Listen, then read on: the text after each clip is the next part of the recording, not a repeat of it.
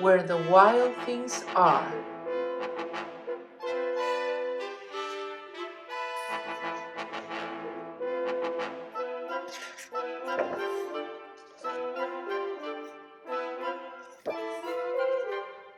Story and pictures by Maurice Sendak.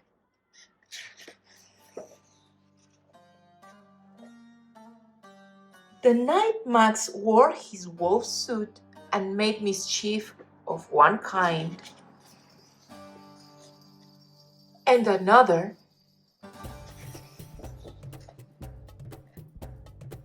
his mother called him "Wild Thing," and Max said, "I'll eat you up."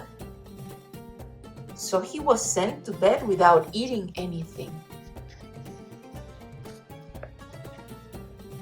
That very night, in Max's room, a forest grew and grew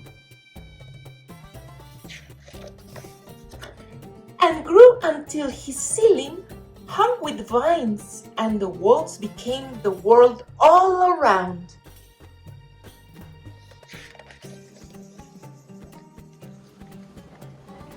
And an ocean tumbled by with a private boat for Max, and he sailed off through night and day.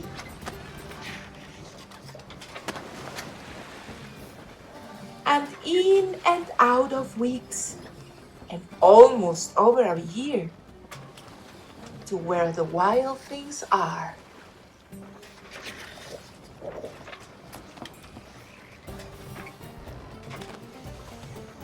And he came to the place where the wild things are.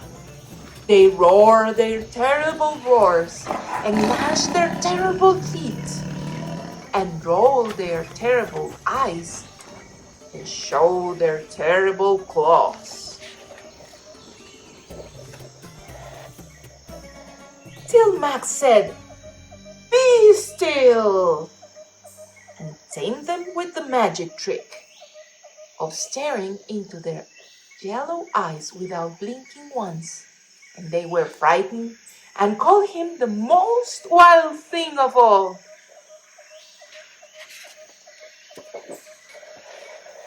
And made him king of the wild things. "And now," cried Max, "let the wild rumpus start."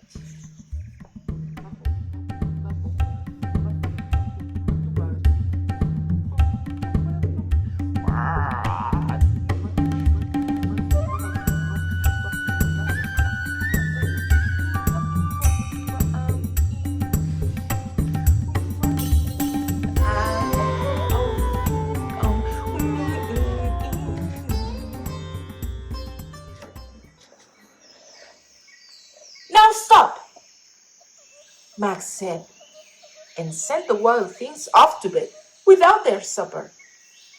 And Max, the king of all wild things, was lonely and wanted to be where someone loved him best of all. Then, all around, from far away across the world, he smelled good things to eat. So he gave up being king of where the wild things are. But the wild things cried, "Oh, please don't go. We'll eat you up.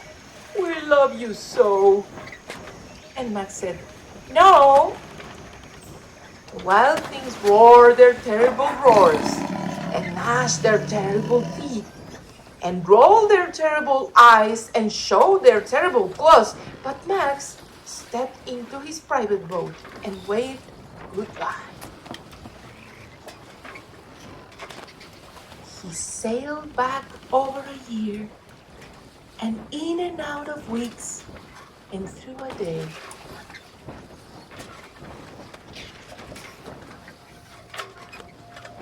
And into the night of his very own room, where he found his supper waiting for him.